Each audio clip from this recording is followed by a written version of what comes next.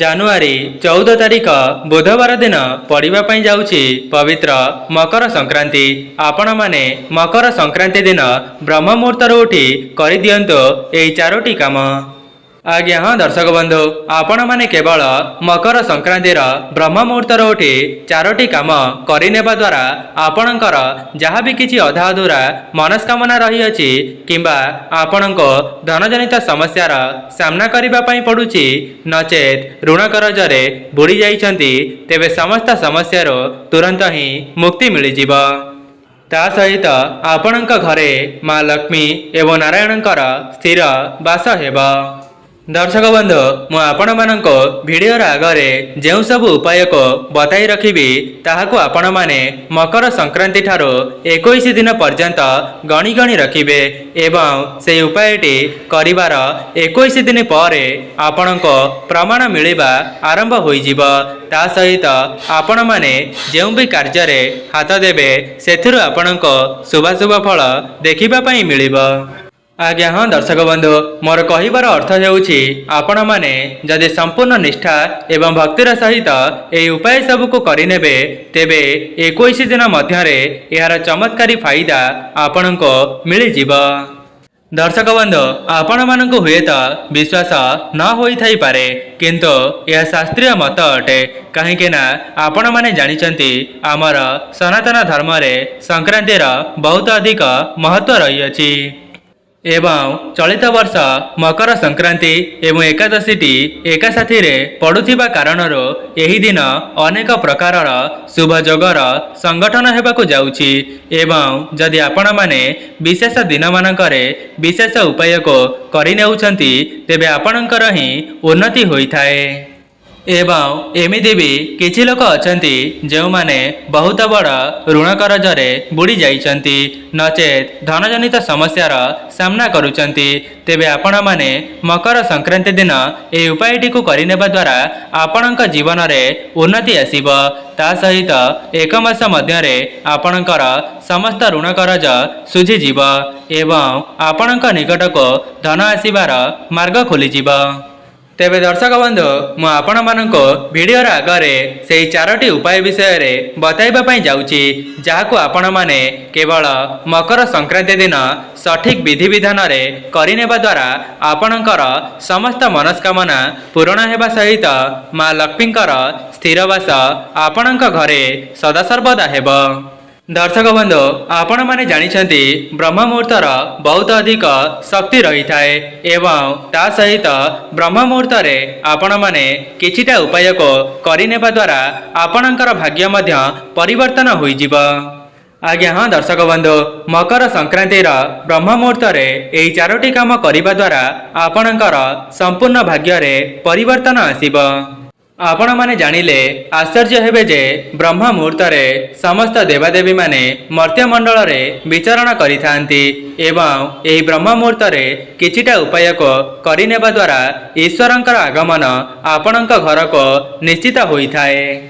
ଦର୍ଶକ ବନ୍ଧୁ, ଆମର ପୂର୍ବପୁରୁଷମାନେ ବ୍ରହ୍ମ ମୁହୂର୍ତ୍ତରୁ ଉଠି ନିଜର ନିତ୍ୟକ୍ରମକୁ ସମାପନ କରୁଥିଲେ, କିନ୍ତୁ ଆଧୁନିକ ଯୁଗରେ ଏବେ ତ ଲୋକମାନେ 8ଟା 9ଟା ପର୍ଯ୍ୟନ୍ତ ଶଯ୍ୟାକୁ ତ୍ୟାଗ କରୁନାହାନ୍ତି।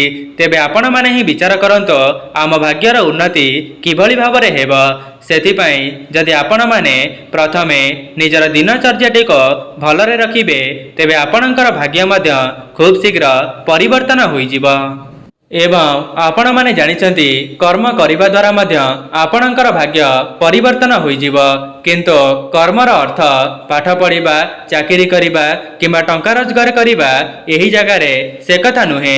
ଯଦି ଆପଣମାନେ ଆପଣଙ୍କର ମୂଲ୍ୟବାନ ସମୟକୁ ଈଶ୍ୱରଙ୍କର ଭକ୍ତି ଏବଂ ସଠିକ୍ ଦିଗରେ ଲଗାଇଦେବେ ତେବେ ଆପଣଙ୍କର ହିଁ ଉନ୍ନତି ହେବ।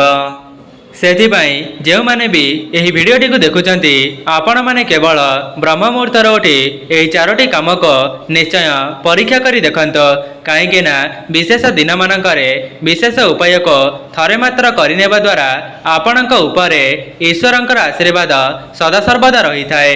ତା ସହିତ ଆପଣମାନେ ନିଜ ପରିବାରକୁ ମଧ୍ୟ ସୁଖ ଶାନ୍ତିରେ ରଖିପାରିଥାନ୍ତି।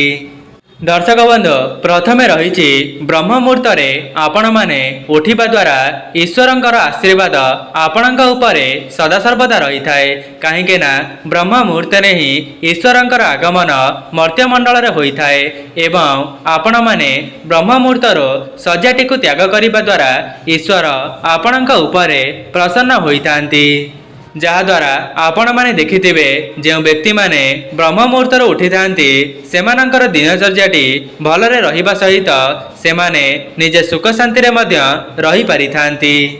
दर्शक बंधु जो मैंने भी यही वीडियोटी को देखुचंती जदि आपणकर निद भी ब्रह्म मुहूर्तर खोली जाउथाए तेबे आपण माने कौन अनुभव करती कमेंट बॉक्स रे अवश्य लिखिबे कहीं जो व्यक्ति ब्रह्म मुहूर्त उठी थाए केवल से ही जानी थाए तार दिनचर्याटी केते भलरे कटि थाए कहीं जो व्यक्ति माने डेरी पर्यंत शोई थांती से माने केबे हेले भी ब्रह्म मुहूर्तर चमत्कारी शक्ति को जानी पारिबे नाही किंतु आपण माने जो माने भी यही वीडियोटी को देखुचंती मकर संक्रांतिर ब्रह्म मुहूर्तर उठी यही चारोटी काम को निश्चय परीक्षा करी देखंतो जहाद्वारा आपणक आगामी जीवन मंगलमय हेबो।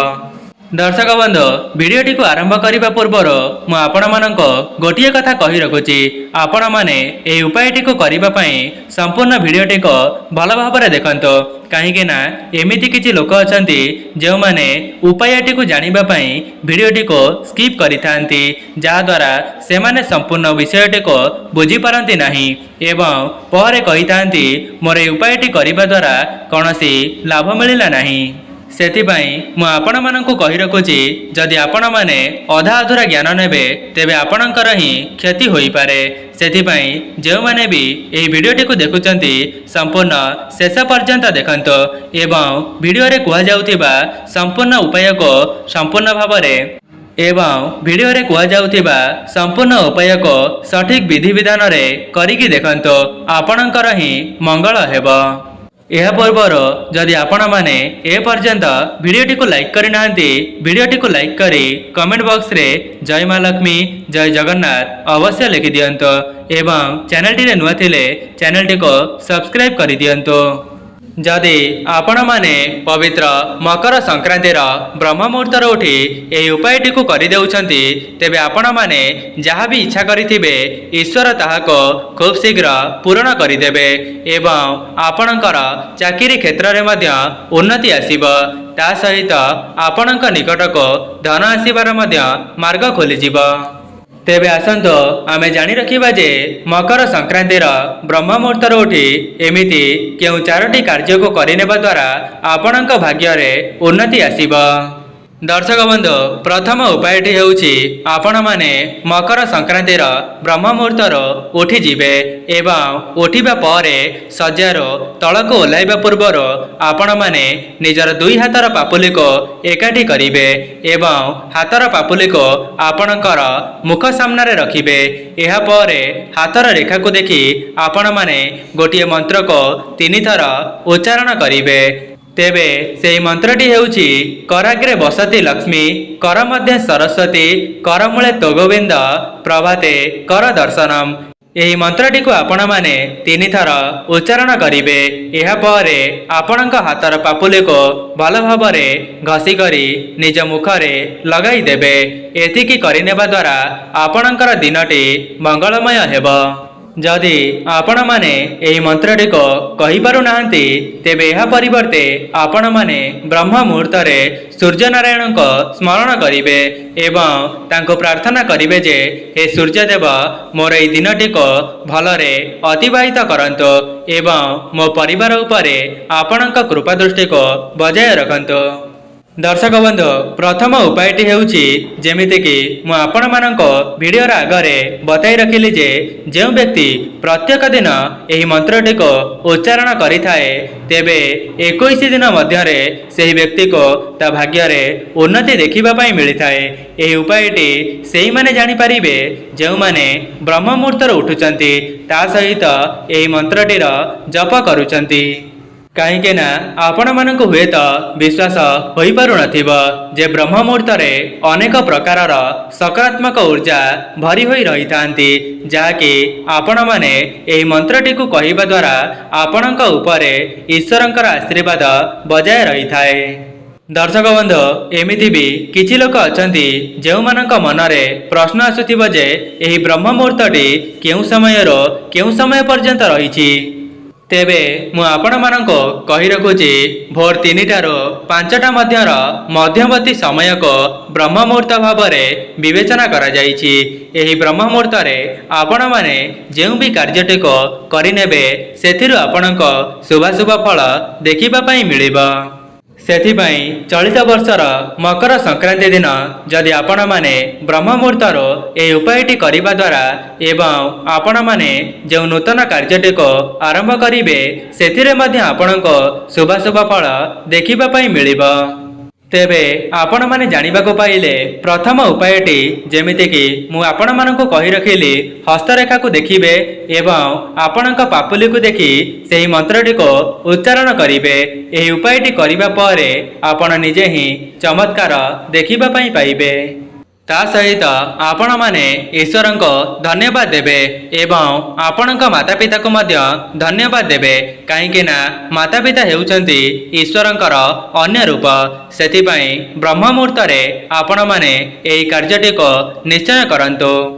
दर्शक बंधु एबे जानिबा द्वितीय उपायटी हेउची आपण माने जेतेबेले भूमि उपरे पाद रखुचंती तापरे कोन करिवे कहीं एमिति किछि लोक अछंती जो माने संगे संगे ही उठिबा परे भूमि उपरे पाद को रखी देइथांती।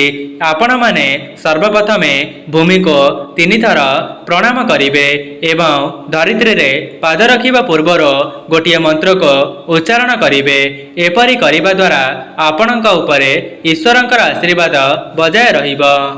तेबे आपण माने भूमि उपरे पाद रखिबा पूर्वर ओम नमो भगवते वासुदेवाय एही मंत्रटी को 7 थर उच्चारण करिवे। एपरि करि सारिबा परे आपण माने भूमि उपरे पाद को रखिवे। एपरि करिबा द्वारा स्वयं नारायण आपणक उपरे प्रसन्न होई जिवे। जदि आपण माने एही मंत्रटी को उच्चारण करि पारु नाहंती तेबे केवल धरित्री माता को 3 थर प्रणाम करिदेबे। एपरि करिनेबा द्वारा आपणकर ही उन्नति हेबो। एबे आसंतु जानिबा तृतीय उपाय विषय रे। तृतीय उपायटी हेउची आपण माने पवित्र मकर संक्रांति दिन निजर पितृपुरुषों को स्मरण करंतु। एपरि करिबा द्वारा आपणक उपरे पितृपुरुषों आशीर्वाद मध्य सदा सर्वदा रहिबो। कहीं जो मानक उपरे पितृपुरुषंकर आशीर्वाद रही न थाए से व्यक्ति ता जीवन रे केबे हेले भी आग को बढ़ी पारे नाही। कहीं जो मानक उपरे पितृदोष लगी थाए से मानक जीवन नरक रे परिणत हो जाई थाए। पितृपुरुषों को स्मरण करिवार गोटिए मंत्र मध्य मु आपण मानक कहि रखुची। सेही मंत्रटी को आपण माने 11 थर जप करिवे एवं सेही मंत्रटी हेउची ओम पितृपुरुषाय नमः। एही मंत्रटी को आपण माने 11 थर जप करिवे। एपरि जप करिबा द्वारा जेउ मानक उपरे पितृदोष लागि रही थाए सेमानकर पितृदोष मध्य खंडन होई जिवो। आज्ञा हाँ दर्शक बंधु जदि आपण माने केवल ओम पितृपुरुषाय नमः यही मंत्रटी को कहि दउचंती तेबे आपणक पितृपुरुष माने मध्य आपणक उपरे सदा सर्वदा प्रसन्न रही थांती। आपण माने जेउ भी कार्य रे हाथ देबे सेथिरु आपणक शुभाशुभ फल देखिबा पई मिलिबो। कहीं जदि पूर्वर आपण माने कौनसी कार्य रे हाथ देले सेथिरु आपणक असफलतार सामना करिबा पई पडुथिला तेबे एहा को करिनेबा परे सुख समाचार आपणक देखिबा पई मिलिबो। दर्शक बंधु आपण माने हुए तो जानिथिबे किंबा न जानिथिबे किंतु आपणक पितृपुरुष माने आपणक घरर चतुर्पार्श्व रे सदा सर्वदा रही थांती एवं जो माने किछिटा भूल करि दियंती तेबे सेमानंक उपरे पितृदोष लागि थाए जहा द्वारा सेमाने तांक जीवन रे केबे हेले भी उन्नति करि पारंती नाही। दर्शक बंधु एबे जानिबा चतुर्थ उपायटी बहुत गुरुत्वपूर्ण उपाय अटे। ସେଥିପାଇଁ ଆପଣମାନେ ଆପଣଙ୍କର ଇଷ୍ଟ ଦେବତାଙ୍କୁ ସ୍ମରଣ କରିବେ। ଯାହାକୁ ଆପଣମାନେ ଅଧିକ ବିଶ୍ୱାସ କରୁଛନ୍ତି ତାଙ୍କୁ ମନେ ମନେ ସ୍ମରଣ କରିବେ ଏବଂ ଆପଣଙ୍କର ଦୁଇ ହାତକୁ ଯୋଡ଼ି ଆପଣଙ୍କ ମନରେ ଯାହା ବି କିଛି ମନସ୍କାମନା ରହିଅଛି ଆପଣଙ୍କ ଇଷ୍ଟ ଦେବତାଙ୍କୁ ଜଣାଇ ଦିଅନ୍ତୁ। ଦେଖିବେ ଏପରି ଜଣାଇ ଦେବା ପରେ 21 ଦିନ ମଧ୍ୟରେ ଆପଣଙ୍କୁ ଖୁସି ଖବର ମିଳିଯିବ। ଯଦି ଆପଣମାନେ ଚାକିରି କ୍ଷେତ୍ରରେ ପ୍ରୟାସ କରୁଥିଲେ ତେବେ ଆପଣଙ୍କ ମନ ମୁତାବକ ଚାକିରିଟିଏ ପ୍ରାପ୍ତ ହୋଇଯିବ।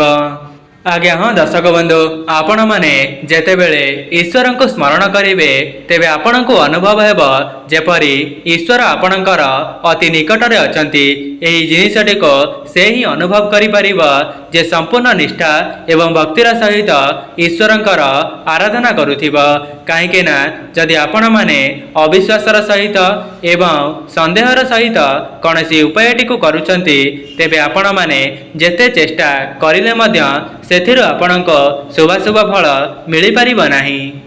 ସେଥିପାଇଁ ଯେଉଁମାନେ ବି ଏହି ଭିଡ଼ିଓଟିକୁ ଦେଖୁଛନ୍ତି ଏହି ସବୁ ଉପାୟକୁ ସମ୍ପୂର୍ଣ୍ଣ ନିଷ୍ଠା ଏବଂ ଭକ୍ତିର ସହିତ କରିବା ପାଇଁ ଚେଷ୍ଟା କରନ୍ତୁ ଏବଂ ଆପଣମାନେ ଏହାପରେ ନିଜେ ହିଁ ଚମତ୍କାର ଦେଖିବା ପାଇଁ ପାଇବେ।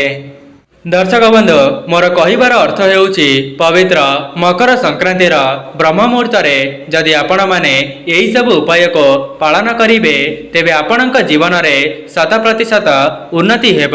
କାହିଁକି ନା ଆମର ସନାତନ ଧର୍ମରେ ପ୍ରତ୍ୟେକ ସଂକ୍ରାନ୍ତିର ବହୁତ ଅଧିକ ମହତ୍ତ୍ୱ ରହିଥାଏ। କିନ୍ତୁ ଚଳିତ ବର୍ଷର ସଂକ୍ରାନ୍ତି ଏକାଦଶୀ ଏବଂ ବୁଧବାର ଦିନ ପଡ଼ୁଥିବା କାରଣରୁ ଏହି ଦିନ ଅନେକ ପ୍ରକାରର ଶୁଭ ଯୋଗର ସଂଗଠନ ହେବାକୁ ଯାଉଛି। ତେବେ ଦର୍ଶକ ବନ୍ଧୁ, ଏହା ଥିଲା ସେହି 4ଟି ଉପାୟ ଯାହାକୁ ଆପଣମାନେ ମକର ସଂକ୍ରାନ୍ତିର ବ୍ରହ୍ମ ମୁହୂର୍ତ୍ତରୁ ଉଠି କରିନେବା ଦ୍ୱାରା କେବଳ 21 ଦିନ ମଧ୍ୟରେ ଚମତ୍କାର ଦେଖିବା ପାଇଁ ପାଇବେ। ଯଦି ଆପଣମାନଙ୍କୁ ଭିଡ଼ିଓଟି ଭଲ ଲାଗିଥାଏ ଭିଡ଼ିଓଟିକୁ ଲାଇକ୍ କରି କମେଣ୍ଟ ବକ୍ସରେ ଜୟ ମା ଲକ୍ଷ୍ମୀ ଜୟ ଜଗନ୍ନାଥ ଅବଶ୍ୟ ଲେଖିଦିଅନ୍ତୁ ଏବଂ ଚ୍ୟାନେଲଟିରେ ନୂଆ ଥିଲେ ଚ୍ୟାନେଲଟିକୁ ସବସ୍କ୍ରାଇବ୍ କରିଦିଅନ୍ତୁ।